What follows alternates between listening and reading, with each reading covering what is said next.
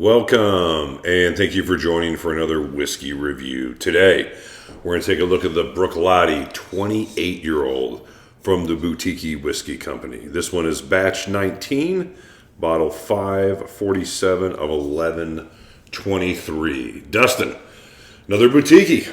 First one was impressive. This one comes in with another impressive age statement from a distillery that we are big fans of, Bruichladdich, Isla Distillery. Extremely impressive age statement there. Yeah, anytime you're getting almost 3 decades of maturation, that is a strong statement in anybody's book, my friend. And this one we're just going to polish off here. Another one of these Boutique-y whiskeys from our good buddy Keith from the Malted Man Cave. Thanks again, buddy. So, once again, thanks for bringing these. We thought these were really impressive. Had a chance to try them last weekend. Heard Keith's thoughts on the subject.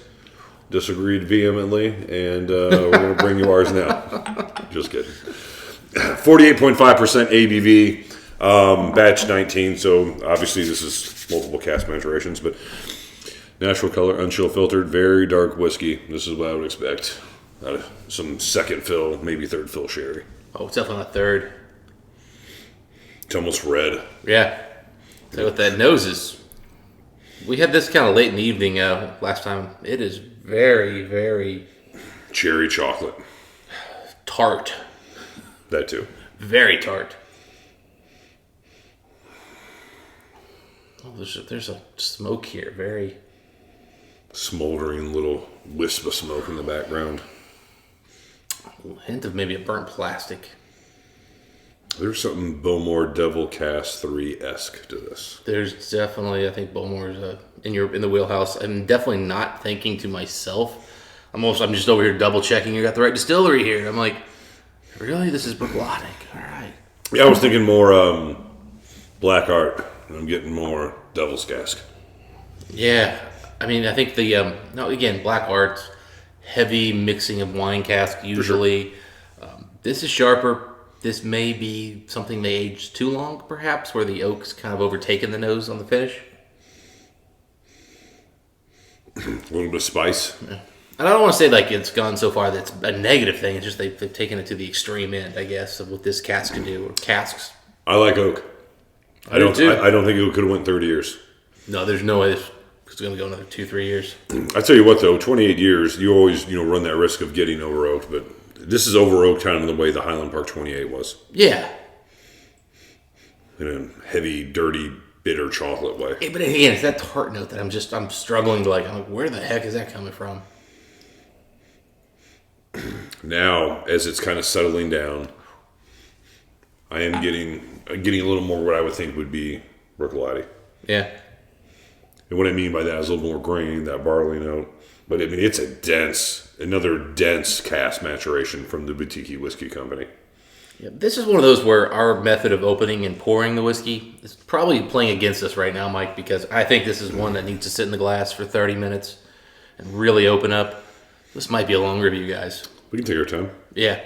Got anything to do? We don't. Nope. I'm here to drink. Here to drink. And epic whiskey is on the menu. Yeah, so sometimes that's the problem. A lot of times with these secondary bottlers, they go heavy cask maturation. Mm-hmm. A lot of times. Sometimes they overdo it, yeah. So the distillery characteristic is easy to get covered up. Now, say like we did the Strathmore Boutique-y. Mm-hmm. That was a very distinct distillery characteristic. It came out. Sometimes with, say, like this Bruichladdich isn't the most in-your-face of the Islas by a long shot. Yeah. And in general, it has a pretty easy profile, in my opinion, that would be easy covered up with a heavy cask maturation. I mean, their young stuff can really take on some really interesting notes from those earthy elements. So they do have their own thing. Yes. But I would say in an older age with a heavy cask maturation, especially with its sherry, it's an easy one to cover. Sort of like Buddha had. I think one of the problems we do run into is these independent bottlers have a tendency and a propensity towards overaging whiskey because they could charge an extra $10, $15 a year for waiting for it to finish that extra 6 months or whatever. Age sells. Yeah. As soon as we saw that, what did we say? That's a big age statement. 28 is a bold statement. That's significant. I mean, that's basically 3 decades. Yeah. It's closer to 30 than it is 25. Yeah. That guy's ready for middle management.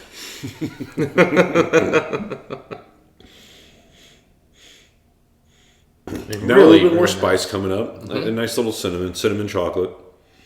Nothing out of proportion, you know. Yeah, the tart's giving way to spice. You're right, for sure.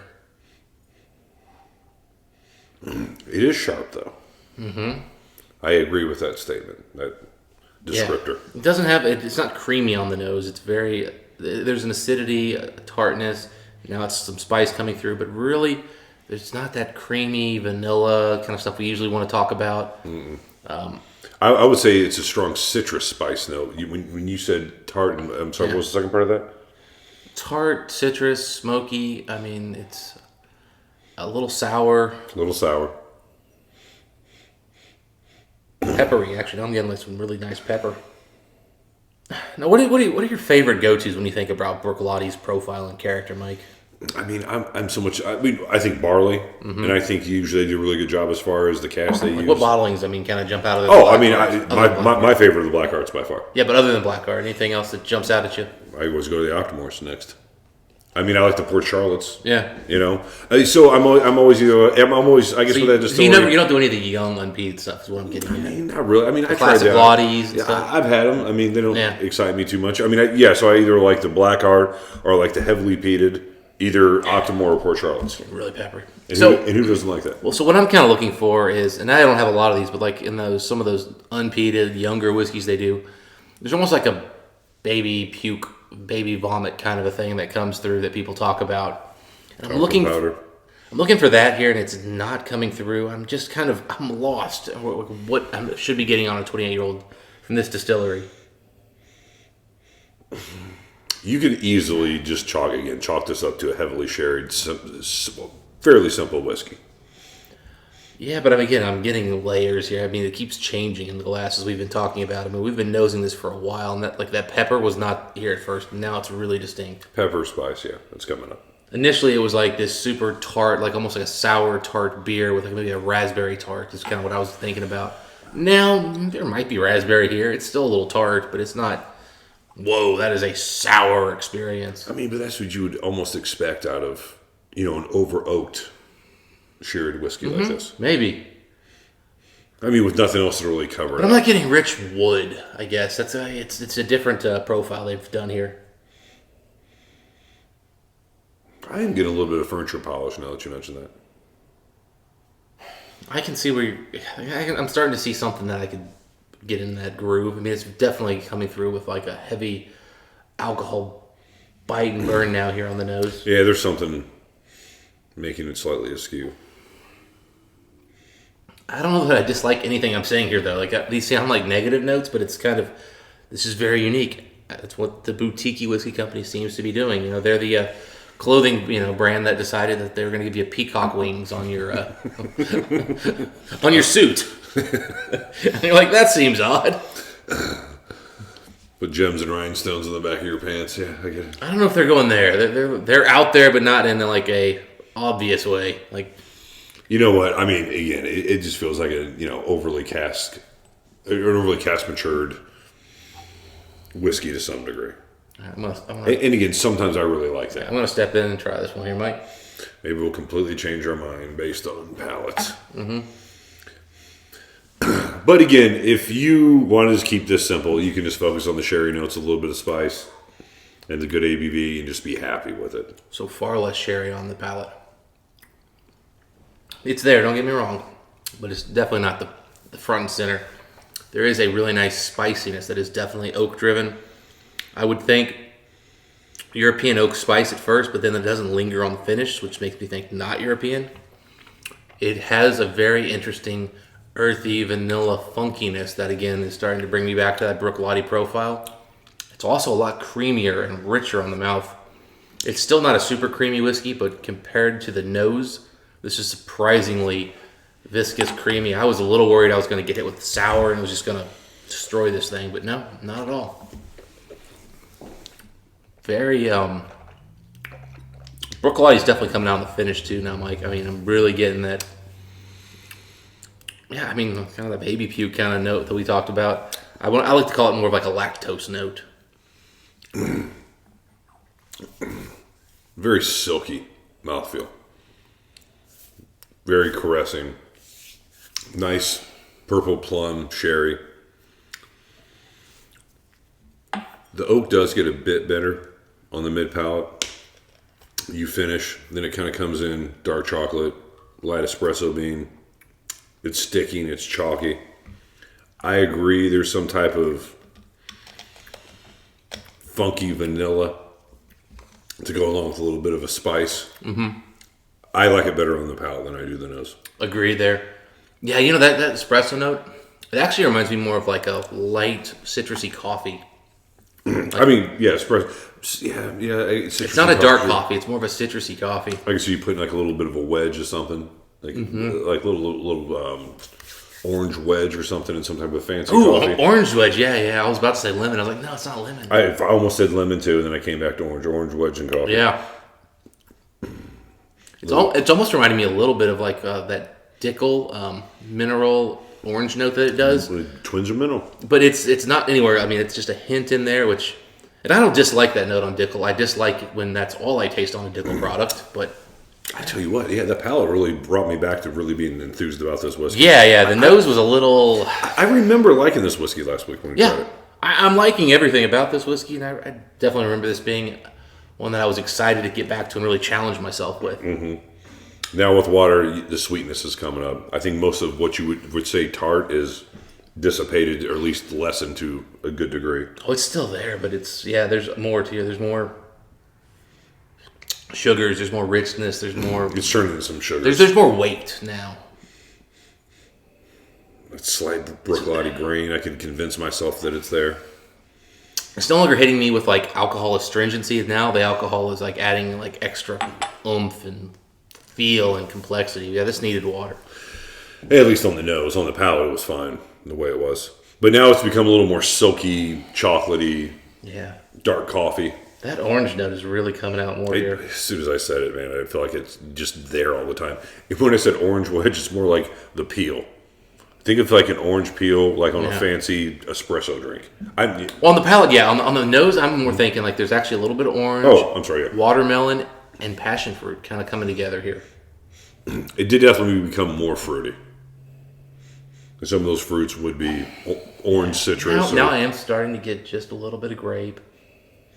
On the palate, it was right there. As soon as I swallowed, I felt like it was like, purple grape. I got I'm sorry, I'm thinking raisins. Sorry, here I meant raisins on here. But yeah, I mean there was like a dark fruit at for me it was on the very front up, like it hit my tongue, and then I quickly lost all the sherry notes and got into this very different whiskey. Mm-hmm.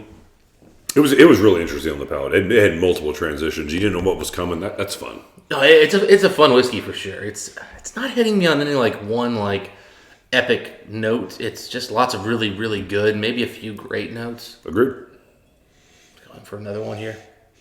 No, it had a nice comeback, and I really prefer the nose with water. Mm-hmm. Which just means, like you said at the beginning of the video, maybe we should have took more time with it. But I mean, again, Keith had drunk it down fairly substantially. This has been well opened for sure. Well, Keith drunk it down.